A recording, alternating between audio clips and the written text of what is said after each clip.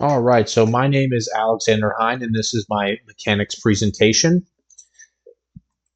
To start off, I'll go into the character, in which the character has three inputs that are tied to it. It's the E key, the Q key, and the X key. The X key is going to be an interact key. It's going to be mainly used for the trap button, the BP trap button.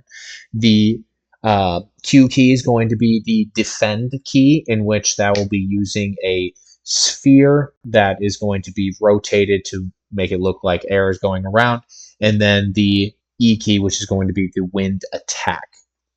So at the beginning, we're going to make sure that we set the visibility to false for everything, and then also for the attack, because we're using a box collision along with it, we're going to make sure that we are not generating overlap events unless we're pressing the key. So for the attack key, obviously we're going to set the generate overlap events to true, set the visibility, and this is for whenever it's held. When it's released, it goes away.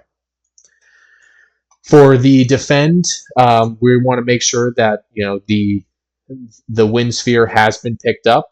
So if that's true, it will show the visibility of the wind sphere.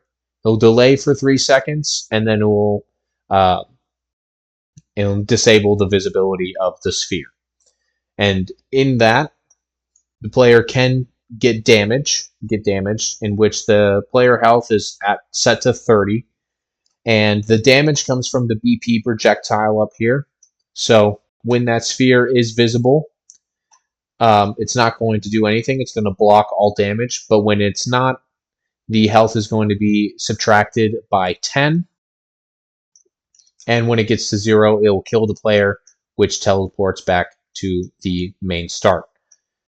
Then finally, we have the interaction event, which is just going to basically getting all actors of class, which is the BP trap button, or getting actor of class, and then it will be set turn off, which is going to basically make sure that the player is within the box collision, and it will change the cylinder color to green and destroy all the traps that are in the level itself.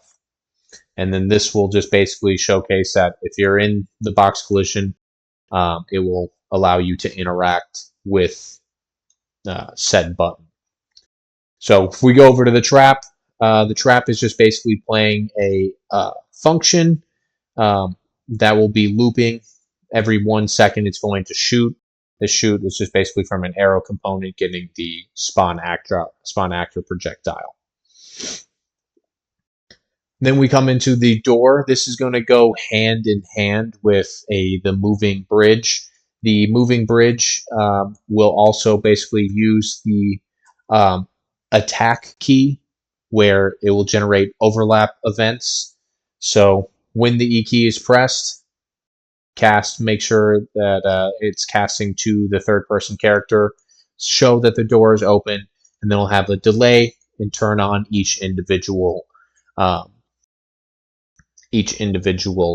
cylinder from red to green, and we'll go through that for 3 seconds, and then it will play an animation that will open the door.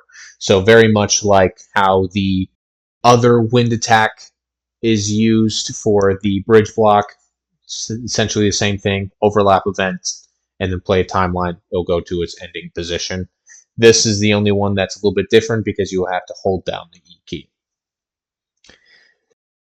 And now we look at the blueprint component, which is going to be the collect coins. So this custom event is just going to basically get however many coins you have, add one, and then set it to that number.